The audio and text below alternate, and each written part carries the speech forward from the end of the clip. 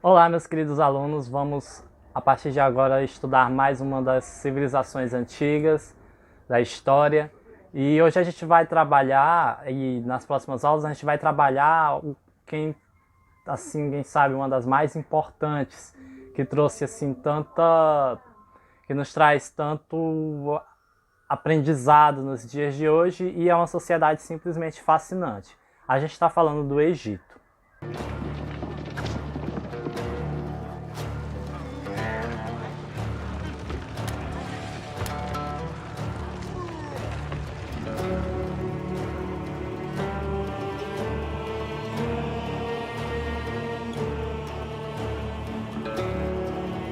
O Egito, ele se localizava mais precisamente ali no Crescente Fértil, que era aquela região das civilizações que vão ter grande importância durante o período da antiguidade, da história antiga, que é a Mesopotâmia e o próprio Egito. E por que elas eram tão importantes? Porque elas se localizavam próximas aos rios. Então, essa era a característica principal. No caso da Mesopotâmia, os rios Tigre e Eufrates. No caso do Egito, o rio Nilo. E no caso do Egito Antigo, essa região do rio Nilo, ele ia favorecer com que as plantações pudessem acontecer. E não somente isso, o que vai diferenciar a sociedade egípcia das demais é que, além de tudo, eles vão aperfeiçoar o sistema de embarcação e isso vai favorecer com que eles tenham relações com outras sociedades, com outras culturas e se sobressair melhor diante dessas situações. E o primeiro de tudo a gente precisa entender essa localização do Egito. O Egito ele fica no norte da África, então ali numa região que tem muito conhecida pelo deserto, o deserto do Saara, e é uma região extremamente seca. E nessa proximidade do rio Nilo era algo totalmente diferente. Então eles tinham os períodos de seca, mas quando eles eram tinham um estudo bem elaborado disso, eles não sofriam tanto porque eles dependiam único e exclusivamente do Nilo. Por isso que eles dizem que o Egito é uma dádiva do Nilo, é um presente.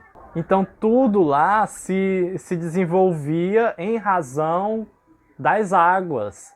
Então se as águas estavam cheias, era período para isso. Se as águas não estavam tão cheias, era o período para isso. Ou era tudo dependia dos fatores naturais. Então o Egito ele vivia basicamente dessas questões naturais. Tanto que o Nilo ele é adorado como uma divindade para eles. E como surgiu, né, essa sociedade egípcia? O primeiro ponto que a gente precisa tirar aqui é essa ideia do egípcio único e exclusivamente branco, da forma como a gente vê nos filmes e representações. O Egito ele vai passar por várias etapas, então ele vai ter uma parte do Egito branca, ele vai ter uma parte do Egito negra, e ele vai se desenvolver muito dessa forma, nesses modelos de sociedade, porque ele vai ser invadido várias vezes. O Egito não é o mesmo, ele vai mudando, ele vai se transformando. E isso é o mais interessante de tudo. E os dados dos historiadores indicam que a sociedade egípcia ela tenha surgido entre 7.000 e 3.000 anos antes de Cristo. E ela mais precisamente era formada por alguns agrupamentos que eram chamados de clãs. E esses clãs eram conhecidos por eles como nomos. E cada clã ou cada nomo tinha um representante. Esse representante ou governante ele era chamado de nomarca.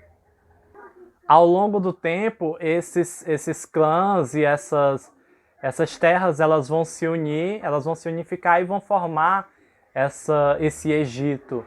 E eles vão ter um só representante em nome de todos eles, que é o chamado faraó. Então o faraó ele vai ser o representante principal mas as outras regiões vão ter consecutivamente os seus governantes também. A autoridade do faraó, ela era tão grande que eles eram considerados tanto um líder religioso quanto um líder político. Então ele era a representação de Deus na Terra. Ele era como se fosse um Deus vivo na Terra. E isso vai ser muito forte para poder unificar ali aquela região e deixar com que os povos egípcios sejam devotos de uma autoridade. E por isso a gente pode definir que a sociedade do Egito ela era teocrática. Então eles viviam da teocracia. E o que seria essa teocracia? A teocracia significa o governo de Deus, ou seja, era Deus quem governava na terra. E ele estava sendo representado pela figura do faraó. E esses faraós, eles vão desempenhar funções e muito importantes. Eles vão deixar os registros deles, eles vão deixar os registros históricos importantes que nós temos até os dias de hoje, que são suas riquezas, as suas múmias, as suas pirâmides. Então o Egito ele é praticamente um grande celeiro da história, um grande celeiro para a pesquisa, porque até os dias de hoje você encontra os vestígios desse período. E olha que as múmias, elas são muito bem feitas, a ponto de que todo esse tempo que passou, de um Egito muito antigo até os dias de hoje, as múmias continuam em perfeito estado. Ou como, por exemplo, as pinturas lá do túmulo de Nefertari, que continuam muito bem desenhadas, muito bem pintadas, e parece que não sofreu alteração alguma com o tempo. Mas engana-se quem pensa que o governo do Egito ele vai ser perfeito. Não, ele não vai ser perfeito. Ele vai encontrar desafios. E isso vai depender de faraó para faraó. Vai ter faraó que vai conseguir organizar mais o Egito. Vai ter faraó que vai ter conflitos com os governantes. E esses governantes vão meio que se rebelar do faraó. E vai acontecer diversas divisões durante esse período. E da mesma forma como vai acontecer lá nas sociedades mesopotâmicas, o Egito também ele vai se dividir por hierarquias. Então, o sistema a organização social e política do Egito, ela vai ser muito definida pelas hierarquias. Então, nós temos um grupo lá que vai ocupar a base da pirâmide e nós temos o grupo que vai ocupar ali o topo dessa pirâmide. E vai ser muito bem definida. A começar pelos chefes. Claro, a maior autoridade era o faraó, então ele estava acima nessa pirâmide. Logo depois vinham os chefes, os chefes militares e os sacerdotes. E eles tinham a função, no caso dos chefes militares, era a segurança do povo egípcio, e no caso dos sacerdotes, era cuidar da religião, cuidar dos templos, e cuidar também de manter viva toda a crença, até porque o faraó ele dependia muito disso, ele dependia muito que o povo fosse devoto aos deuses, para que pudesse reconhecê-lo como um deus também. E, de certa forma, os sacerdotes eles podiam exercer algum domínio sobre o faraó, embora saibamos que o faraó era a autoridade máxima, ele não baixava a cabeça nem para um sacerdote, porque ele era o próprio Deus. Após essa classe social, nós vamos ter os administradores e os escribas. Os administradores iriam cuidar das responsabilidades do Estado, ou seja, de toda essa questão burocrática que eles tinham, que o Estado tinha que ter, as contas, todos os prejuízos, saber quando que era o tempo certo para fazer determinada situação, ou seja, administrar toda essa questão, vamos dizer, financeira do Egito.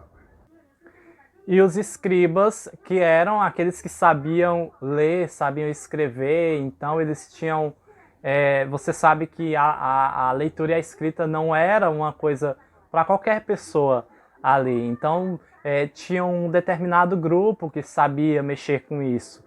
E no Egito, os escribas eles vão ser também muito importantes. Abaixo dos escribas e dos administradores, vêm os camponeses. Esses camponeses eles não podem ser relacionados com os escravos. Os camponeses são um grupo, escravos são outro. Os camponeses, também chamados de felás, eles tinham que entregar parte da sua produção para o faraó, e não somente isso, eles tinham que fazer todos os trabalhos que eram solicitados pelo faraó, principalmente na época das cheias do Nilo. Então eles basicamente cuidavam dessa parte das cheias, que era exatamente o período mais importante para o Egito, porque era quando eles poderiam usar mais desses recursos para as suas plantações, por exemplo. E não somente isso, mas também na construção de diques e algumas obras de irrigação. E a última dessas classes era a classe dos escravos. E o que eram os escravos? Primeiro, vamos tirar essa ideia, não vamos cometer o anacronismo. Escravo no Egito não é o mesmo escravo no Brasil.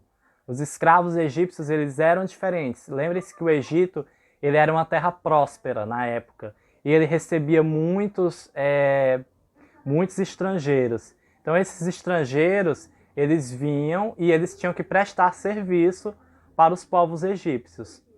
Então desassocie um pouco dessa temática que tem o escravo sofrido. Ele vai ser sofrido sim, mas ele não vai ter tanta...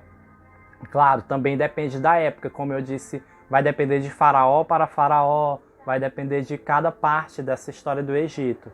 Mas basicamente os escravos no Egito, eles desempenhavam os trabalhos mais pesados. Então eles eram jogados nesses trabalhos mais pesados e também eles eram usados nas guerras. E isso era como forma de pagamento. Eles vinham... se eles dependiam de alguma coisa, eles precisavam de alguma coisa, porque o Egito era uma terra farta, então era a forma deles pagarem. Então a forma deles quitar esse débito que tinha era servindo como escravo. Servindo como escravo como? Nas guerras ou servindo no trabalho pesado ali no Egito. E ele tinha um determinado tempo, no caso. Os egípcios eles eram muito ligados a essa questão do trabalho e muito ligados também ao comércio. Então era muito bem desenvolvido isso. Eles costumavam usar muito da vaidade, até porque o Egito ele vai ter muitas riquezas e os nobres principalmente, eles usavam muitos adornos, colares, os peitorais, que principalmente para os soldados, amuletos, anéis, braceletes. Então isso fazia parte dessa sociedade egípcia. E assim como o Egito ele tinha esses recursos para que ele pudesse exportar, ou seja, enviar esses recursos para outros povos, eles também tinham como importar. Então o Egito ele vivia muito, dependia muito disso, tanto da exportação quanto da importação. E como isso era feito? Pelas embarcações que eles conseguiram desenvolver e que eram um tanto maiores do que as outras que os demais povos tinham, e isso facilitou com que o Egito também pudesse crescer ainda mais. Então esse é o vídeo, até a próxima semana, que a gente vai falar sobre a religião e como como foi essa organização e como que a religião ela vai ter um papel importantíssimo para o povo egípcio. Não só isso, como também enfatizar o quanto a cultura deles ainda está viva até os dias de hoje. Um beijo e até a próxima aula.